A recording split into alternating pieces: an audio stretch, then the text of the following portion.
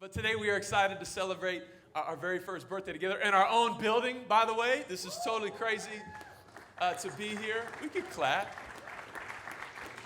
We could clap. It's more fun when we all clap. It's just really exciting to be in our own home, even as is. I said there's a lot of things we want to do to fix it up, but how many know as is? I'm just grateful. I'll just take it as it is. Jesus met you as is, and he still loved you. So I'll worship God as is. But he loved you too much to leave you as you are, and that's how I feel about this building. I love it too much. It needs a little bit of love and care, and so we're going to paint it and renovate it, which by next week we're not going to be here. We're going to be back at the school for a few weeks, and we're going to fix it up, which is really, really exciting. But even as is, I never thought that we would be here 1 year later. 1 year ago on this weekend, we celebrated the birth of something brand new. And no, it wasn't a new football season, even though that does start today. But I see some jerseys around the place. Thank you for being at church. But we started the start of something brand new, something that we thought this community needed, and it was a new church. And people ask me all the time, why would you start a church in San Diego? Why would you start a church there? And the first thing I always say, I'm just thankful God didn't call us to like Bakersfield. You know what I'm saying? Like if you're from Bakersfield, God loves you, but I don't want to move there. Okay, so I'm just thankful to be here, first of all, in this place. But San Diego is America's finest city. It's the most beautiful city, in my opinion. Many people say that. And yet, and we said this already, only 5% of people will go to church. There are 3 times as many churches that close every year than open here. But between 2017 and 2025, there's supposed to be 1 million new people to move here. And that's terrifying to some of you, like the traffic's already bad. What are we going to do? People will move away, but that's a lot of new people that need a church home, that need friends, that need a faith community to come alongside their life. San Diego has the 8th largest population of human trafficked people. It's the 4th largest population of homeless people. This city is so beautiful, and yet its people hurt so bad. And for the time that we are here, we just want to say, you know what? Not on my shift.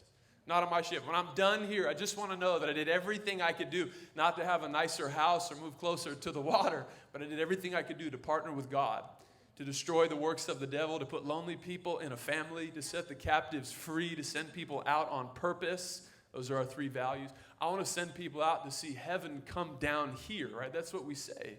I don't have to wait to get to heaven to see heaven, to see God move.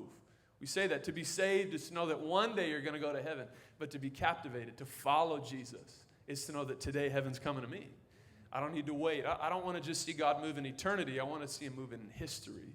I want to see God move. I want to see what Jacob saw. 1 year ago on this weekend, I shared a story with you. Genesis 28, God sends Jacob to go find a wife. It was about that time. And on his way, he stops in a place called Luz. Luz is a beautiful place. It's known for its external beauty, kind of like San Diego. In fact, the word Luz means almonds. And so if you wanted any, really good fire-roasted almonds, if you wanted an almond joy, you went to Luz. That's why people went there. It was a beautiful place. But as he's there, he takes a nap, and God gives him a dream, like he gave to us. And in this dream, he sees a stairway to heaven. That's where that song comes from. Any old rockers in the house? Stairway to heaven. Some of you, there's no sinners in here. That's good. That's good. You're welcomed here. Everybody's welcome at our church. Anyway, so that's where they get the song. But basically, it's this vision of heaven coming down to earth. And when he wakes up, he knows God gave me a vision for this city and this place at this time. So he changes the name from Luz to Bethel, which means house of God. He says, I want this place to be known for something different than what it's currently known for. I want it to be known as a place where God moves. And can I just say, I would love for this area to be known as the same thing. That when people look at San Diego or Point Loma, they say, I got to get over there, not because the weather's good or there's a beach close by, but because God's moving there. People are getting healed over there. People are getting dreams over there. Marriages are being restored over there. I got to get there because God's there. And I got to tell you, 1 year ago, that was a dream, and that's all it was. It was something that was trapped on the inside, but we had no idea how it would ever happen. When you start a church, you have no idea what's going to happen. I knew my wife would show up. I knew my mother-in-law would probably show up because my kids were going to show up, and they had to show up because they don't have a choice. You know what I'm saying? But other than that, I'm not sure. I'm not really sure what's going to happen. But in the last year, God has shoulder tapped many of you, hundreds of families in our church to come be a part of this and own this thing. This isn't just some of our dream. This is your dream. This is your home. Last week we talked about ownership, that God is calling us to a greater level of ownership. We're not renters anymore. We're owners. There's a big difference between renting or consuming and owning. This is not those people, it's my people. These are my people. This is my church. This is my city, right? And so when you came in here today, you got a key. Hopefully. If you did not, we have them at the table out in the fellowship hall. But you got a key necklace that says home on it. I want you to know that represents this is your home. Okay, how many know it's not a key to the building? That would be unsafe. Okay, that would be irresponsible. We wouldn't do that. But it is a key to say that this is your home, right? If you're feeling discouraged, come home. If you need direction or to meet with God, it's time to come home. If you find people that don't have a home, you invite them to yours. This is your home. I hope you like the place because you bought it. You have a home. These are your people. Seriously. These are your people, and this is your home. The question I want to answer today is, what is this home really, though? What do we want people to experience when they come here? If I was to invite someone here, what would it be like? What is church really? And so today we're going to start a brand new series I'm really excited about called Hotel or Hospital. Hotel or Hospital. I want to make it really clear, day one of owning this place. What is this place really? You see, I think today that there's a big problem in church. I think that church for many people is a place where some people come to get entertained, to get some free coffee, to find a single lady, to drop off your kids for a few. And let me just say that not all those things are bad. One of them might be bad. I need more information. I'm not sure about the one thing. But most of these things are not bad. In fact, if they bless you, that's the point. I hope it blesses you. But at some point for you, I hope that those things don't become your first thing. That's not the first thing that you look for in church, certainly not in our church. Those are the first things you look for in a hotel. How's the pool at this hotel? Are there jacuzzis? How many jacuzzis are? How's the coffee? Is the coffee good? Do they have French vanilla cream? It has to be French vanilla. That's a deal breaker, right? How's the entertainment at this hotel? How many know we don't need more entertainment in church? We need a move of God. Yeah. We should be looking for different things. We need a move of God. And how does a move of God begin in your own personal life? It begins with you being open. It begins with you being honest, being the real person that you are, right? But that's the problem with church, is a lot of people feel that church is a place where we come and stuff all our problems away and act like we're better than we really are. But can I tell you that Christianity is not cosmetic surgery where we just cover it up and act like it's not there. Act like I'm not really going through that. That's not what it is. Faith is not a denial of reality. It is believing in a deeper reality than the one that I see. My joy and my peace is not dictated by the outcome around me. It's something deeper. However, it's also not denying that it's there. And that it's not denying where I've walked in life, or maybe that life has walked on me at times. I'm not denying that. It's actually there. I don't need to keep a clean image and act like I'm better than I am in church, but we feel the need to do that. Why? Because I don't want to be judged. I don't want people to look down on me. I don't want to be corrected by super Bible guy 32. I don't want that. Nobody wants that. Maybe if I share what's really going on, people won't care. That's a fear. And here's what I really think it is for many people today. I think that most people think deep down, if people knew who I really was, is that correct English? If people knew who I really were, is what I was trying to say. If people knew who I really was, if people knew what I've really gone, did I just wrongly correct myself? Wow. I feel convicted because I correct my wife all the time on her English, and now I can never do that again. Anyway, if people knew who I really was, if people knew what I really did, if they really knew what was going on, they would be shocked. They couldn't believe it. You actually go through that? And so what I want us to work on around here is I don't want to be shocked. I don't want us to be shocked when we discover that people are actually struggling in their life. I don't want us to be shocked. So we're going to read about it today. It's going to be in John chapter 8. If you got a Bible, you can pull it out. If not, we're going to put it up on the screen. John chapter 8. John chapter 8. At this point in the gospel story, the Bible says that there is division amongst the people. In John chapter 7, there's division.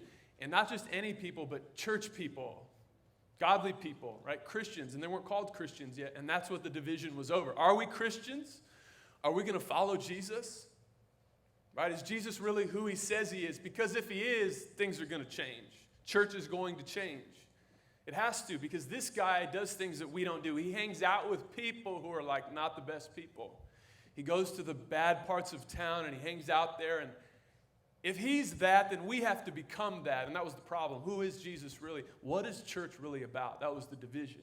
And so Jesus has this moment in the middle of a church service where he takes a moment to build the culture of church, to tell people, hey, this is what I really want. When people come here, it should be like this.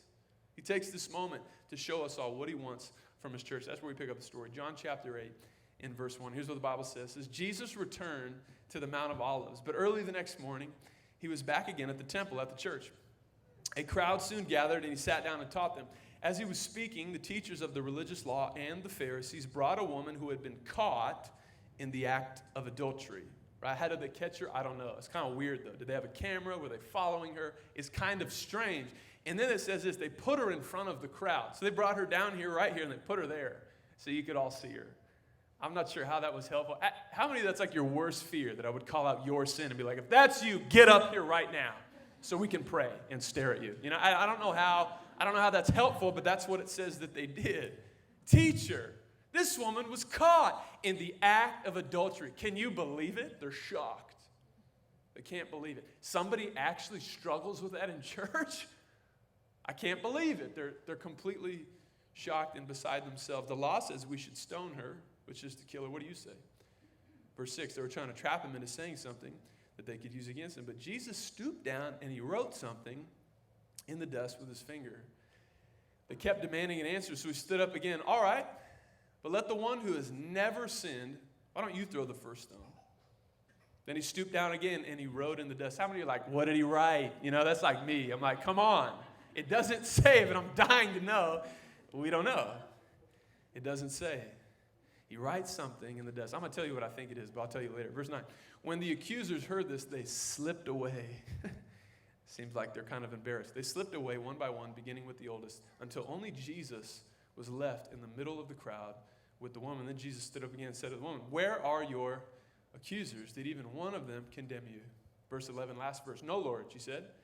And Jesus said, neither do I. Go and sin no more.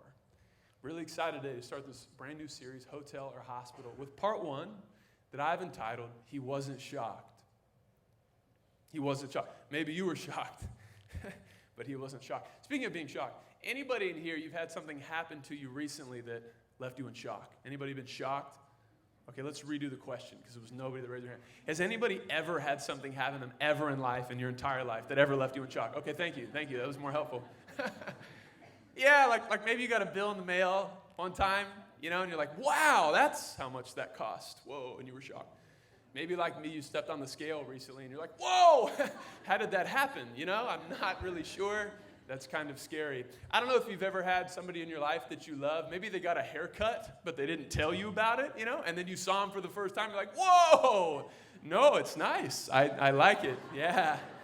How many, though, that's not you liking it at all, right? If it's your wife, just tell her you love it, okay? You got to do better than that. If my wife dyed her hair burnt orange, I would tell her I love it, and she would believe me. Just tell her. Anyway, there's something that happened to my family and I recently that left us in shock. My baby girl, Zayla Bell, is 6 weeks old.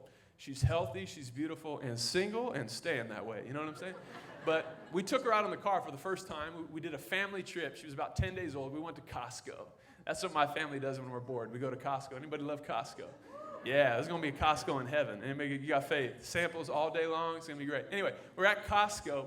And if you know the Costco over on Morena Boulevard, that's our home Costco. When you leave at the light, there's 2 lanes. And the left lane has to turn left. That's what I thought. The left lane has to turn left. And the right lane that we were in can turn right or left. So we're in the right lane turning left. There's a guy next to me, but he has to turn left, right? I mean, he has to turn left. Out of nowhere, he swerves across the intersection to turn right, but we were there. So he pulls right into us and hits us really hard. He hit us so hard that it totaled our car, which was shocking to me. And it was shocking because we weren't driving my car. My car, if I got a flat tire, it would be totaled. That's just where it's at right now. Okay, I drive a 2002 Nissan Altima. My wife will never ride in that car. It's like, our kids are not allowed in your car. Anyway, but we were driving her car.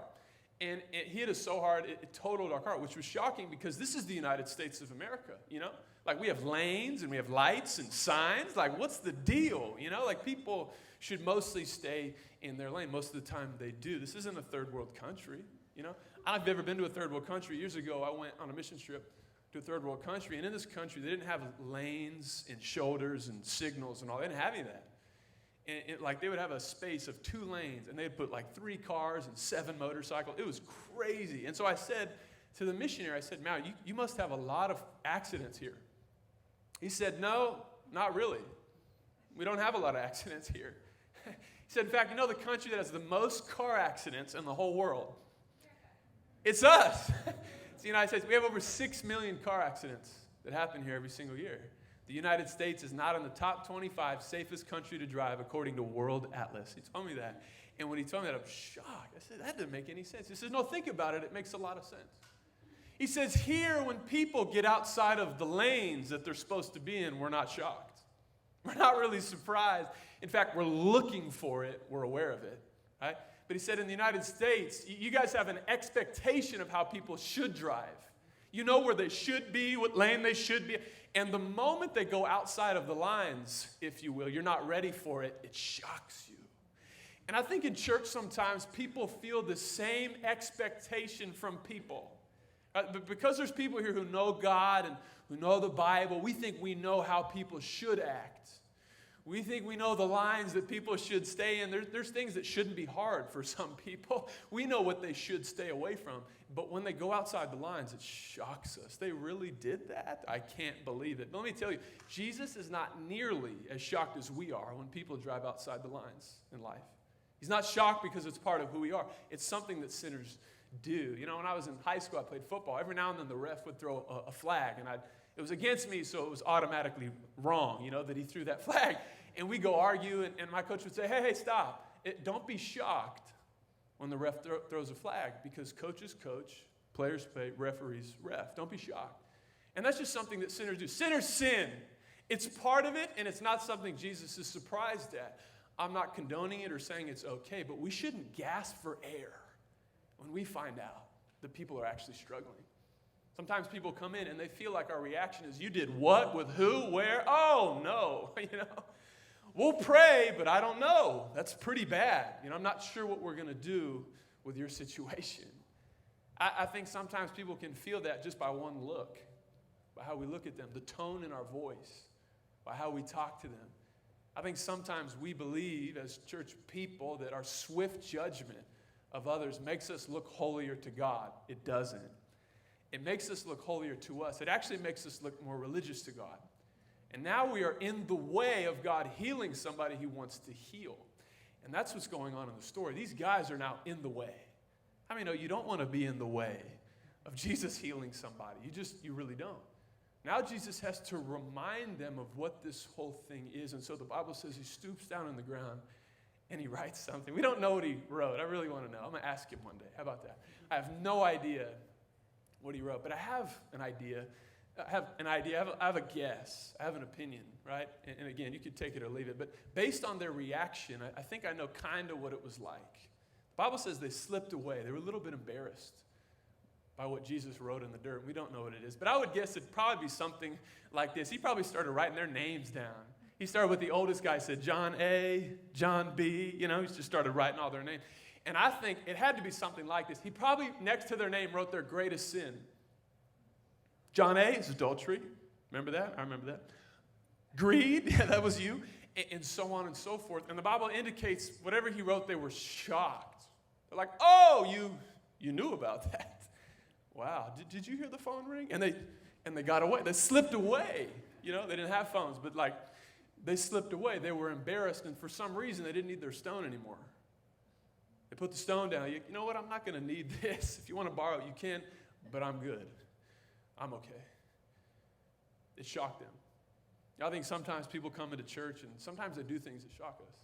I'd say that people come into church who aren't from around here. Maybe they didn't grow up like you did. Maybe they didn't grow up in church at all. Maybe they have a mental illness. You have no idea what people are going through. It's usually not until we hear their story that we extend grace. You know, on my street, there's one house that doesn't look like any other house. One house. On my street, there's some nice houses, then there's some like medium, you know, kind of nice, and then there's some, you know, they're okay, you need to fix them up, but they're there. And then there's this one house. And when I was moving in, when we were looking at the place, you know, it was like, what's up with this one house, you know? Because that affects my property value, and like, they need to fix that thing up. You know, it's like how you feel. Like, what's wrong with them? I used to call it the haunted house. Like, people would come to my house and be like, hey, yeah, sorry about the haunted house. I don't know what's going on over there. And I would call it that. Because I was embarrassed. They're on my street, you know. Are they my neighbors? I don't know. They're right across the street. And I used to call it the haunted house, but I don't call it that anymore. One day I was out on my driveway, and there was another neighbor who's outside, and this guy's a great guy. He's retired. He's around. He's the guy that knows everyone's business. You know, there's always one person. It's like neighborhood watch. He knows everything going on. Great guy. Doesn't know the Lord. He's on my corner card. He's going to be here one day. I believe it. Greater things. Anyway, and so I was talking to him one day, and I finally just said, I'm like, hey, man, what's up with the haunted house? You know, like, what's up with these people? Are they going to fix that up? What's the deal? And he said, oh, yeah. Yeah, the Johnsons. Not the Johnsons. Yeah, the Johnsons. He said, you know, old man Johnson, he was fixing up his house. He was cleaning it up. He had a really good plan. He shared it with me, but then we found out he got cancer. And, man, he just can't move around the same way. And so he didn't really do his plan. And that was hard, but then 1 year later, his wife got cancer too. And so they used to be fixing up their house. Now they're just fighting for their life. How many know in that moment, you're like, was there a phone call? You know, like, I need to get out of here right now. All my stones, I just threw them on the ground. And in that moment, these people, they went from being an object that were obstructing my happiness and my home value to actual human beings that have stories, that have pains in their life. And often that's what it takes for us to hear their story first to give grace. But let me tell you something about Jesus. Jesus, what he doesn't want for you is he doesn't want you to be the person who has to hear somebody's story before you extend grace. He wants you to do it ahead of time, or else you're going to become like the Pharisees who don't understand grace. And the moment that their imperfection is exposed, guess what? They have to walk away. They have to leave. And I think that's the irony of this story. As I've heard people say, this is Jesus kicking people out of church. If you don't have any grace, get out of here, you jerks. Like, that's what some people read this as. I don't think that's what's happening here at all. I think Jesus is about to give a lot of grace to whoever wants it and knows they need it. He's about to. And what he's doing is he's leveling the playing field, saying, this is none of your guys' greatest moment. You all need some grace. Do you know that? And they didn't know that. I think Jesus wanted to give them grace just as much. But they didn't understand grace. They didn't understand it. Because they never gave it away, they didn't know how to receive it. And you got to really, really watch out for that. Right? Because you'll often only receive grace from Jesus to the level that you give it away. These guys don't give grace. They don't understand it. Therefore, they walk away empty. And because of that, this moment where I think Jesus wants them to come broken and humble, they actually leave being rebuked and corrected. That's the actual feeling that they leave with, because Jesus has to remind them of this thing called mercy. You don't want Jesus to have to remind you of what mercy is. That's not what you want. Jesus had to do it again in Matthew chapter 9. The Bible says he's hanging out with some people who are known for their worst moment. Imagine that. Imagine being known for your worst moment. That's these people. They're sinners and tax collectors. That's what the Bible says. And he's hanging out, and the Pharisees are in the corner watching him, and they're angry. They're angry because if that's really God, then I'm going to have to be in that party one day, and I don't want that. That's not the church I go to, and I like the church I go to. I'm important at the church I go to. Please don't change that, Jesus. So they're in the corner, and they're angry. What's he doing? So Jesus walks over, and he has to remind them what this whole thing is about. And here's what he says. He says, you guys have forgotten. He says, I'm like a doctor at a hospital. And at a hospital, do people feel guilty for being sick? I hope not. It's not a very good hospital. You know what I'm saying? Why? Because they should get healing. Jesus wants them to have true healing. Right? And at a hospital, to get to true healing, you have to first pass through shame and guilt. Hopefully you don't have to go through that at all. But you do need to leave it along the way. You need to get over that, or you won't know how to receive it. And Jesus shows this in church. I don't know if you caught that. This isn't a church service. This woman is called out in front of everybody. It's very embarrassing. And Jesus takes a moment to remind everybody what this is, what his role is, and what your role is. You know what your role is? Here's what my role is. I'm like the doctor's assistant. You know, people walk in, you get their name, you connect with them. You give them a cup of coffee, you take them to grab a seat, and you give them a warm welcome. And you say, Dr. J is on the way. He's going to meet with you. He's coming. But sometimes we like to grab the clipboard and play doctor. You know what I'm saying? And we like to look at people's lives and say, I don't know, you know. That's tough. We'll do what we can. I have not seen a case like this in a while. This is tough. Let me tell you, Jesus wants his job back. Jesus wants to diagnose people when they first walk in before we do. We need to earn that right first. There's nothing worse than someone speaking into your life who hasn't earned it. That's the worst, right? You walk in, they're like, you should have prayed this verse. You're like, what's your name? I don't even know you, It's not good. It's not good. That's not what Jesus wants from us. Right? He wants people to know that there is grace here, no matter where you come from or what you believe. But there's a really big but in the story, and we have not addressed it yet. Most of the time when I hear this story referenced, there is one phrase that's usually left out, and it's the last thing that Jesus says. What does he say? He says, go and sin no more. Why does he say that? Listen, this is not Jesus saying, hey, listen, do whatever you want. Believe whatever you want. Sleep with whoever you want. I don't care. That's not what Jesus is saying here. That's not. Why? Because he wants to give her the truth as well. Because what you need to know today is grace and truth, they go together. They're best friends. They're inseparable. Real grace is rooted in truth. Jesus is grace personified.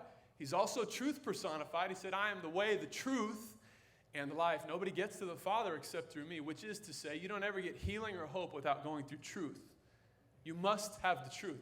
If you give grace to people but not the truth, you're not really loving them. You're not loving them.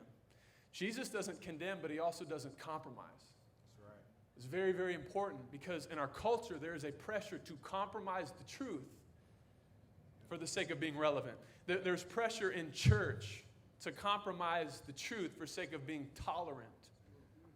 Yeah. Let me tell you something about tolerance. My millennial generation has made much of tolerance. It's a big deal today. Why? Because young people are sick and tired of the church stuffing the Bible down their throat. We're sick of it. People have to walk into church and there's people gasping for air. You did what? Oh no, I don't know. People are tired of that. And so what do they say? I'm going to give you grace. Truth? Is there a truth? I don't know. There's many ways to God. What's your truth? You do you. That's your truth. Right? That's what we say nowadays. And what it is, it's an overemphasized grace. And when you overemphasize grace, all of a sudden, sometimes not grace anymore because it's not rooted in truth. You need both. Sometimes we want to overemphasize one because of what one group has done with it. Let me tell you, you need both, and here's why. Truth without grace is mean, but grace without truth is meaningless. If you give somebody truth, but you don't also explain that I'm there with you, this isn't me putting you down, this is me going beside you and saying, I need this too, we need to work this out together. That's mean. But you can also give somebody grace all the way to their end. There's there's a show that my wife and I, we watch on TV, and it's about a very specific addiction. And I'm not going to say which one it is. But it's about something very specific. And the doctors say with this specific addiction, that there's always an enabler. Every time. There's someone that loves them, and they want them to feel this good feeling in the moment, and so they continue to give them the substance. And sometimes in the show, the people don't make it. And there's this weird moment at the end there where it's like, was that really love this whole time? Because I gave them grace all the way to the end. But it wasn't rooted in what's true. And so you need both. Jesus gives both. I am not affirming or denying any one side to say that they're wrong. Jesus is right in the way he does it. He gives grace and truth. But notice the order he does it in. He gives grace first. Can I tell you that grace needs to come first? Grace always needs to come first. Notice that before he speaks into her life, he protects her. He gets rid of all her enemies. And then he gets down in the dirt where she is. And he works with her. By the way, that's the real work of ministry, getting down in the dirt. Real ministry is not done on a stage with lights in front of an LED screen or a crowd. It's done in the shadows where nobody is. There's no people there who can praise you. That's where ministry is really done. It's done like a few days ago when I was on the phone with a guy from our church who's going through a divorce. By the way, that's happening too much around here. God give us grace and truth to speak to people. And as he's telling me about this, my heart is breaking for him. And it was in that moment that God said this. He said, this is what I called you to, actually. This is it. It's not that thing you do on Sunday where you yell into a microphone. It's this. Hopefully this moment leads to that. Or it might have been for not. This is the real work of ministry. Where were we? Jesus is in the sand. And he's working with her. He's protecting her. Why? Because he wants her to know that she's loved. And that's really, really, really important, okay? Don't give feedback to somebody until you make sure that they know that you love them, or else it'll be taken as judgment, and it won't be effective. It won't be effective. There's a fine line between judgment and truth, and the line is love. And you have to do that first, so someone will actually receive it. Jesus shows us how to give grace in public, but truth in private. It just works better. It just works better. But ultimately, he gives her both. He has to. Why? Because this is a hospital. And you need both at a hospital.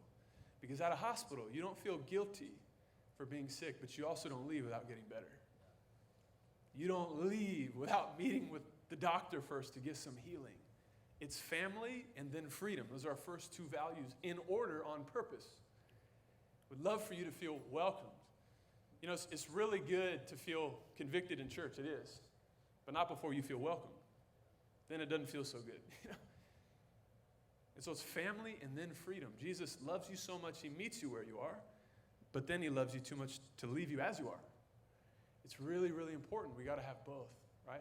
And so what I wanted to tell you today was this. I believe it's maybe my number one job at this building to make sure that you know that people in your life can struggle here. You can struggle here. Your sin doesn't come between me and you. It's between you and God, but God is a father and he's for you. And so you don't need to be discouraged. You can struggle here. In fact, people ask me all the time, what's like Captivate all about? What's your mission? I'm like, I don't know, but we have a heartbeat. Is that like the same thing? I'm not sure. But it's this corner card. It's the first thing. Someone asked me the other day, we have 20-something small group. They're like, should I join a small group? I'm like, actually, the first thing I want to give you is this corner card. This is what we're all about. And this corner card, I'm going to preach on it the next 2 weeks. Practical, powerful stuff for you to get involved in ministry. But it's basically this. There's 8 to 15 people that they say that are in your life that you do life with regularly. Your coworker who works right next to you, your neighbor, your best friend, your barista, if you do coffee all the time. Some of you do. It's fine. You see these people all the time. Most of them are far from God. Or maybe they know God and they believe, but they don't have a church family. And these are the people that God has called you to. If you want to do ministry, don't take a spiritual gifts test. Look around at the people around you who are far from God, and you'll find your calling pretty quickly. Jesus said, as you go, make disciples. You don't need to go anywhere. If he called you to go somewhere, you can go somewhere. But for the rest of us, for the most of us, it's just this. And what I wanted to tell you today was those people, they can struggle here. They can work out their faith here. They can. It's a safe place. And I'm going to end with this story. When I was in college, I was involved in this church, loved my church that I was at.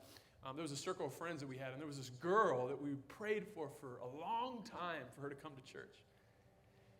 And she had just gone through a lot of hard things in high school. Her father passed away, and her lifestyle took a harsh right turn.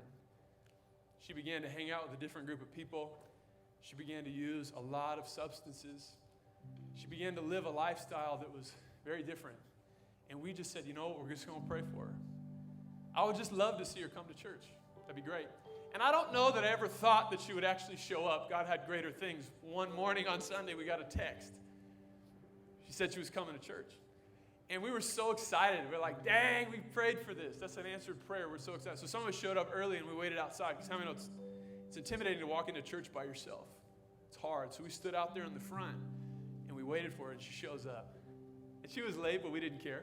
And she shows up, and I'm serious. It's like she had just come from the party from the night before. I mean, she smelled like alcohol. She had this outfit on, and I don't know, her grandma probably wouldn't have approved of what she was wearing. But we didn't care. We're like, you know what? We'll figure it out later. Right now, I'm just glad that she's here. And so we walk into church, and we're super excited. And there's this lady in the church, and I knew this lady. She loved God. She really did. But she walked up to this girl, as our friend. And she said, hi, I'm really glad that you're here. Then out of her purse, she pulled out a $10 bill. And she handed it to her. And we're all really confused. Like, do you know each other? Are you going to lunch late? We're unsure. And she hands her the $10 bill, and she says, here, I want you to have this. This is so you can buy the rest of your outfit. Never come to church dressed like that again. And you know what? She never did. She never came back to church. I've never seen her again. I don't know where she's at. I don't even know if she's alive. But I got to tell you something today. I promise you that I will do everything that I possibly can to make sure that never happens here. Because Captivate Church is big enough for people who are far from God, who are struggling, who don't know Jesus. I am convinced today, if they knew my Jesus, they wouldn't live like that. They wouldn't. I'm not interested in blaming people for how they live. That's not our job. Why do we do that? We don't need to do that. If they knew my Jesus, they wouldn't live like that. They wouldn't treat themselves that way. They would give themselves a little more grace, but they don't know him. That needs to be the predominance of how we think and look at people in our life. They don't know him yet. Can they come here without knowing him? They might act weird. I got to give you a warning. They might do some things that you're not accustomed to. I don't know. They might smell funny. I don't know. Is this church big enough? And that's the question the world wants to know. Is the church big enough for me? I don't think so. We have to show them something otherwise. So many people believe in God, but they're not in church. Why? They don't think church is big enough for them. We have to show them something different. They have to come here and be able to be themselves and struggle. And at some point, and everybody that knows me knows this is true, I will tell them the truth. I promise. I promise you.